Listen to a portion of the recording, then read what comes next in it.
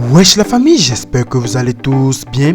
On se cale pour une nouvelle vidéo la famille. Affaire Imad, voici toute l'histoire. Mais bref, trêve de blablaterie après votre pouce bleu. Let's go.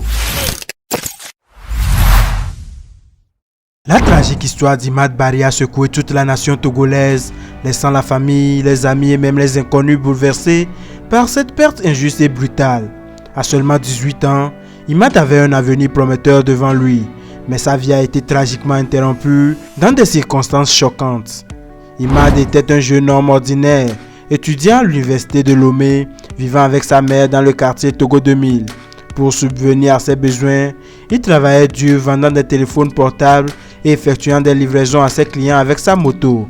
Il était décrit comme calme et proche de sa mère, qui était constamment en contact avec lui pour s'assurer de son bien-être. Malheureusement, le soir de sa disparition, le lundi 19 février 2024, il a quitté le domicile tard dans la soirée pour effectuer une nouvelle livraison. Peu de temps après son départ, il a parlé au téléphone avec sa mère pour la rassurer qu'il était avec des amis et que tout allait bien.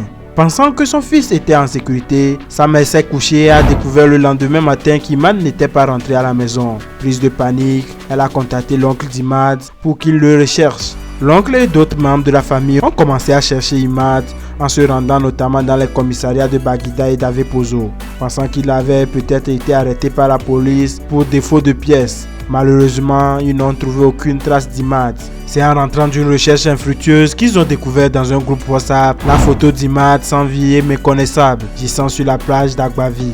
C'est ainsi que la famille a été informée de la triste nouvelle. Le constat a ensuite été fait par les parents d'Imad accompagnés de la police et le corps a été récupéré.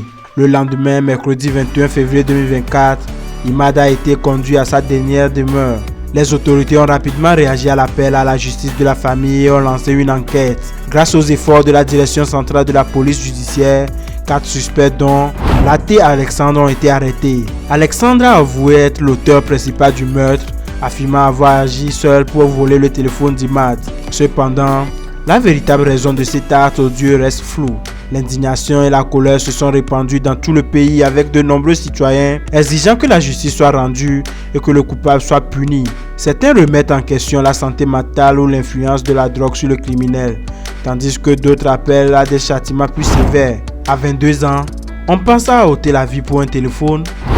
C'est la question qui se pose actuellement sur les réseaux sociaux. Malgré la douleur et le chagrin, la famille d'Imad a exprimé sa gratitude envers la police pour son travail diligent dans cette affaire. Il espère que la vérité éclatera et que justice sera rendue pour leur fils bien-aimé. Imad Barry restera dans les mémoires comme un jeune homme plein de potentiel dont la vie a été tragiquement et injustement prise. Puissent ses souvenirs inspirer des actions pour prévenir de telles tragédies à l'avenir et puissions-nous tous nous unir pour réclamer justice en son nom. Eh bien famille, nous sommes arrivés à la fin de notre vidéo. Donnez-moi vos avis dans les commentaires, on se cale pour une prochaine vidéo la famille. D'ici là, portez-vous bien. Ciao.